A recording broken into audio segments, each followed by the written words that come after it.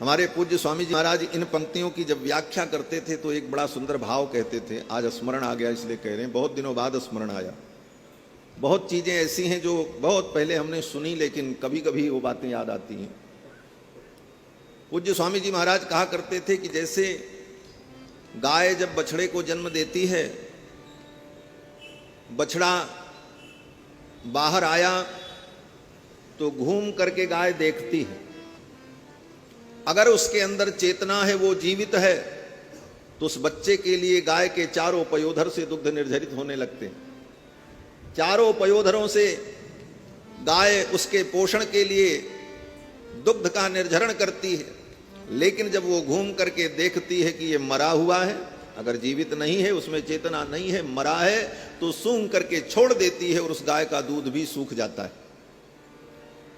ये बात अलग है कि आज मशीन से इंजेक्शन लगा करके आप उसका दूध निकाल लो, लेकिन नैसर्गिक रूप से अगर बालक मृत पैदा हुआ, बछड़ा मृत पैदा हुआ, तो गाय के अंदर जो वात्सल्य है, उसके पोषण के लिए जो दुग्ध प्रदान करने की उसकी भावना है, वो भावना उसकी समाप्त हो जाती है और वह गाय उसे सूंघ करके छोड़ देती है, चाटती भी नहीं। और अगर वो जीवित है तो उसके सारे मल को चाट करके, साफ करके, निर्मल बना करके अपने सुंदर दुग्ध से उसका पोषण करती है। उसी प्रकार भगवान के अंदर जीवों के प्रति वात्सल्य तो है। भगवान देखते हैं पैदा तो हुआ संसार में, लेकिन जिंदा है कि मुर्दा है। अगर वो मुर्दा है तो ठाकुर की कृपा उसके ऊपर नहीं होती। इसलिए हम मुर्दा न रहें, हम जिंदा रहें। मुर्दे के जितने लक्षण बताए गोस्वामी जी, इन लक्षणों में से कोई लक्षण हमारे जीवन में हो तो उसको हटाओ, समाप्त करो। कौल काम बस कृपिन विमूढ़ा। कौल का मतलब वाम मार्ग का अनुसरण करना। आजकल लोग अपने स्वार्थ के लिए, अपने कार्य की सिद्धि के लिए तंत्र मंत्र, जादू टोना, औघड़ ओझा के चक्कर में जो पड़ जाते हैं, ये कौल मार्ग है, ये वाम मार्ग है। इस मार्ग में जाने वाला व्यक्ति जिंदा ही मुर्दा होता है, उसको मरा ही समझो। इसका मतलब बोले जैसे मरे व्यक्ति को छू देने पर स्नान करना पड़ता है, उसी प्रकार ऐसे प्राणी अगर छू भी जाएं तो गंगा स्नान करना चाहिए, इतने अपवित्र हैं। कौल काम बस, जो काम के परवश हैं, सदा कामासक्त ही रहते हैं, काम भोग में ही जिनकी बुद्धि सदा डूबी रहती है, ऐसे प्राणी भी जीवित प्राणी मुर्दा के समान ही, उनका भी स्पर्श मुर्दे के स्पर्श के समान। कौल काम बस कृपिन विमूढ़ा। कृपिण, कृपिण का मतलब कंजूस। भगवान ने सब कुछ दिया, लेकिन उसके बाद भी कृपणता अगर उसके जीवन में है तो वो मुर्दा है, वो मरा आदमी। कंजूस का तो नाम भी नहीं लेना चाहिए महाराज। हाँ, कंजूस का नाम लेना भी निषेध है। मनुस्मृति में मनु जी महाराज कहते हैं कि किनका किनका नाम नहीं लेना चाहिए। मनुस्मृति में मनु जी कहते हैं, आत्म नाम गुरोर नामो नामाति कृपणस्य च। अपना नाम नहीं लेना चाहिए। कहीं बहुत मजबूरी आ जाए, कोई बताने वाला ना हो, तब अपने से बता दो अपना नाम, अन्यथा जो साथ वाला हो उससे कहो कि भाई बताओ क्या नाम। अपना नाम स्वयं नहीं लेना चाहिए। आत्म नाम, गुरोर नाम, गुरु का नाम नहीं लेना चाहिए। संकेत से बताना चाहिए कि अमुक गुरुजी, तिवारी गुरुजी, पांडे गुरुजी, अयोध्या वाले गुरुजी, वृंदावन वाले फलाने स्वामी जी, ऐसा डायरेक्ट नाम नहीं लेना चाहिए। आत्म नाम गुरोर नाम। आगे मनु जी कहते हैं, नामाति कृपणस्य च। कृपण व्यक्ति का भी नाम नहीं लेना चाहिए। कंजूस व्यक्ति का नाम लो तो दोष लगता है। कृपणस्य च।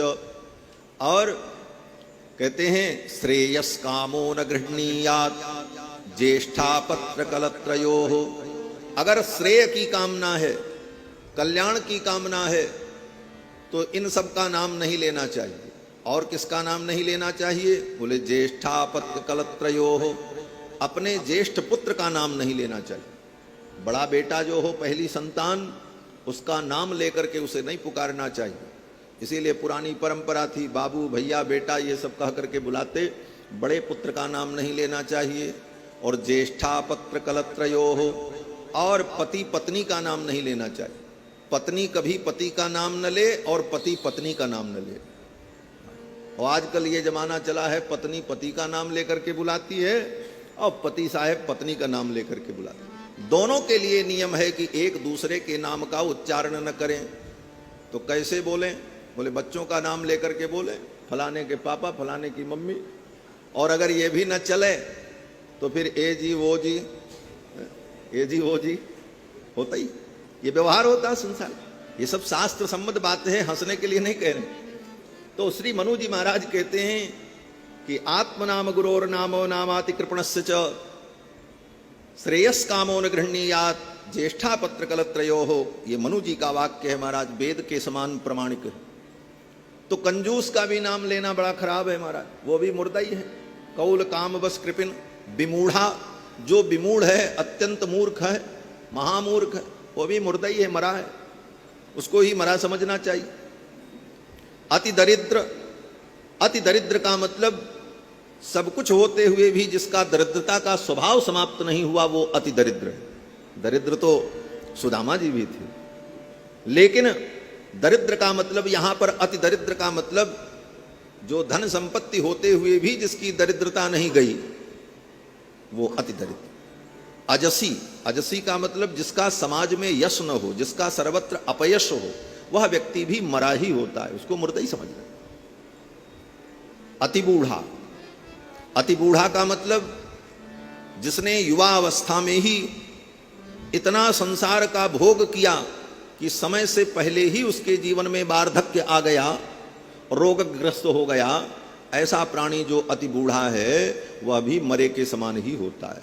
अति दरिद्र अजसी अति बूढ़ा सदा रोग बस, जिसके जीवन में सदा रोग ही लगा हो, कभी रोग से उसकी निवृत्ति न हो, ऐसे असाध्य रोग जिसके जीवन में आ जाएं तो वह भी मुर्दे के समान ही हो जाता है। अति दरिद्र अजसी अति बूढ़ा सदा रोग बस संतत क्रोधी, जो निरंतर क्रोध में ही रहता हो, क्षण क्षण में जिसे क्रोध आता हो, छोटी छोटी बात पर जो क्रोधित हो जाता हो, ऐसा क्रोधी प्राणी भी मुर्दे के समान ही होता। विष्णु विमुख, और जो भगवान से विमुख है वह भी मरा हुआ है, मुर्दे के। विष्णु विमुख, श्रुति संत विरोधी, और श्रुति माने वेद और संत माने भगवान के भक्त। जो वेद शास्त्र और संत का विरोधी हो वह भी मुर्दे के समान होता है। श्रुति संत विरोधी तन पोषक, और जो केवल तन पोषक हो, केवल सवेरे से शाम तक अपने शरीर का ही पोषण करने में लगा हो, क्या खाएं, क्या पहने, क्या सजें, कैसे क्या करें, 24 घंटे जिसका ध्यान केवल अपने शरीर के पोषण में और सजाने में ही समय बीत जाए, वह व्यक्ति मरा हुआ है, वो मुर्दा है, तन पोषक। निंदित अघखानी, और जो निंदित है समाज में, जिसकी सर्वत्र निंदा हो रही हो, वह भी मुर्दे के समान है। अघखानी, जो पाप की राशि है, जिसके जीवन में पाप ही पाप भरा है, ये सब मुर्दे के समान है।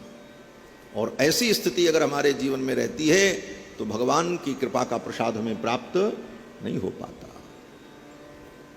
तो शव कौन है? भगवान शंकराचार्य कहते हैं केशवा केशव भक्तिहीना, भगवान की भक्ति से हीन जो प्राणी हैं वो मुर्दे के समान है।